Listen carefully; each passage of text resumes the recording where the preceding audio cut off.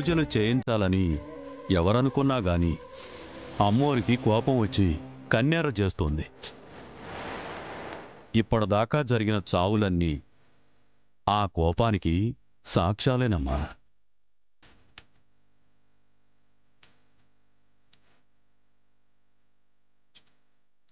ఇంకప్పట్నుంచి అమ్మవారిని గుళ్ళో కొలువుంచి పూజలు చేయాలన్న మా కోరిక తీరక అలాగే అమ్మవారిని బయట చెట్టు కిందే పూజించుకుంటున్నాము.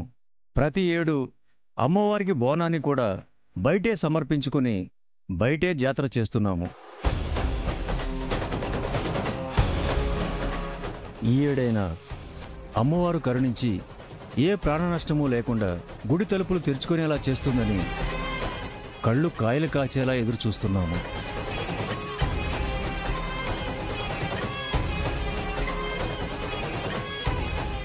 మావయ్య గారు, బాధపడకండి. ఊరిని కాపాడే తల్లి పంతం పట్టి ఇంతకాలం ఊరిని ఇలా శిక్షిస్తుందా? లేదు మావయ్య గారు. సరైన సమయం, గ్రహబలం కుదిరిన నాడు తప్పక ఆ గుడి తలుపులు మళ్లీ తెరుచుకుంటాయి. ఆ గుడికి పూర్వ వైభవం మళ్లీ వస్తుంది.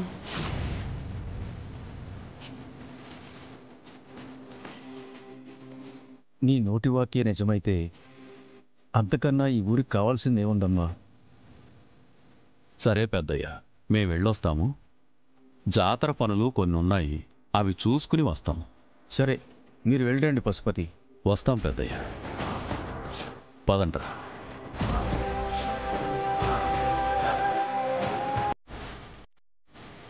తాతయ్య గారు, గుళ్ళో అపచారం జరిగింది అంటున్నారు కదండి, ఏంటండి అపచారం?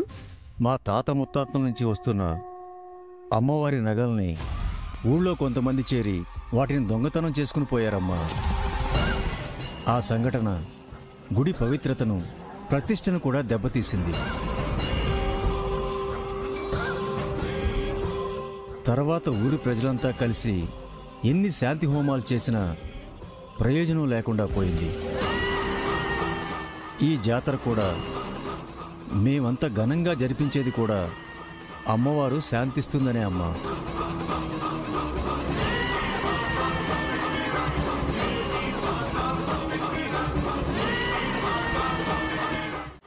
రేయ్, మీరు ముందు వెళ్ళి జాతర పనులు చూసుకోండి.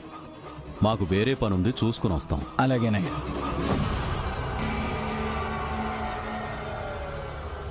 రేయ్, ఊళ్ళో జాతర పేరుతో పోగయ్యే సొమ్మంతా సరిగ్గా లెక్కేసి నొక్కేయాలా, అర్థమైందా?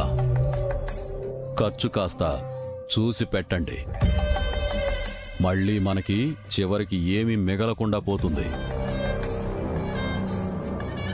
పశుపతయ్య, గుళ్ళో మీ నాయనే నగలు కొట్టేసి తర్వాత రక్తం కక్కుకు చచ్చాడు. అయినా గుడిని తెరవనివ్వకుండా గుళ్ళో గుప్త నిధులేవో ఉన్నాయని చెప్పి ఏళ్లకేళ్లుగా లోపల వెతుకుతూనే ఉన్నారు. అయినా ఫలితం లేదు. ఇక అవ్వదని ఇప్పటికైనా వదిలేయవచ్చు కదా. గుడి మొత్తం తవ్వేసైనా ఆ గుప్త నిధుల్ని సొంతం చేసుకుంటేనేరా మా నాయనికి నేను సరైన వారసుండవుతాను.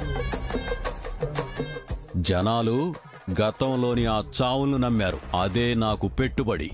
నిధుల్ని నేను సొంతం చేసుకునే వరకు నా పోరాటం ఆగదు. ఈ నిజం తెలుసుకున్న ఎవ్వడు కూడా బతకడు. చూడు, ఈ నిజం తెలిసిన నువ్వు వాళ్లలాగా చావకుండా బతికున్నావు, సంతోషించు. అయినా నీకు కూడా ఎంతో కొంత వాటా ఇస్తానని చెప్పాను కదరా.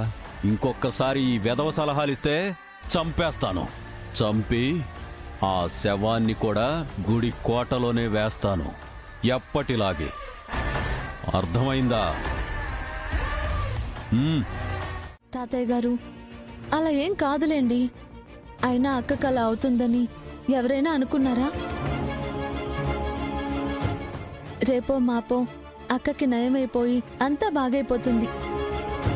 ఎలా అయితే అత్తయ్య గారు, పెద్దత్తయ్య గారు ఈ కుటుంబాన్ని కాపాడుతూ వచ్చారు, అక్క నేను కూడా మా అత్తయ్య వారసత్వాన్ని నిలబెడతాం, ఈ ఇంటిని కాపాడతాం. నిలబెట్టవే, నేను నాశనం చేస్తాను. మంచిదమ్మా, చాలా మంచి మాట చెప్పావు. రామానంద, రా. నీ కోడల విషయంలో నాకు చాలా సంతోషంగా ఉందమ్మా. వినయం, విధేయత, పెద్దలంటే గౌరవం, మర్యాద, ఇన్ని సద్గుణాలున్న అమ్మాయి ఈ రోజుల్లో కోడలిగా రావడానికి ఎప్పుడో ఏదో పుణ్యం చేసుకుని ఉండాలి.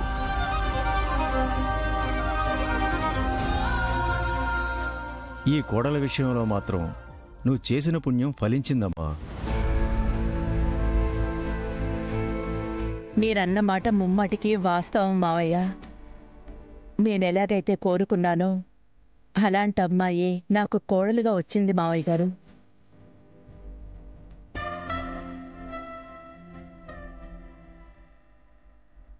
అవును తాతయ్య గారు, మీరు మాతో వచ్చి అక్కడే ఉండొచ్చుగా. ఈ ఊరితో, ఆ అమ్మవారి గుడితో నాకున్న బంధం నన్నెక్కడికి వెళ్ళనివ్వదమ్మా. ఈ కట్టి కాలే వరకు ఈ మన్ను వీడి మనసెక్కడికి వెళ్ళదు. నన్ను వెళ్ళనివ్వదమ్మా. కానీ అప్పుడప్పుడు మేము కూడా ఇక్కడికి వస్తూ ఉంటాం కదా, అలాగే మీరు కూడా అక్కడికి వచ్చి కొన్ని రోజులు ఉండొచ్చేయండి, సరేనా? అలాగేనమ్మా, నువ్వు చెప్పావుగా, తప్పకుండా వస్తాను. ఆలస్యం అవుతుంది, ఇంకా వెళ్ళి పడుకో అమ్మా. రేపు జాతర ఉంది కదా, అందరం పొద్దున్నే గుడికి వెళ్ళాలి. వెళ్ళి పడుకో. సరే తాతయ్య గారు.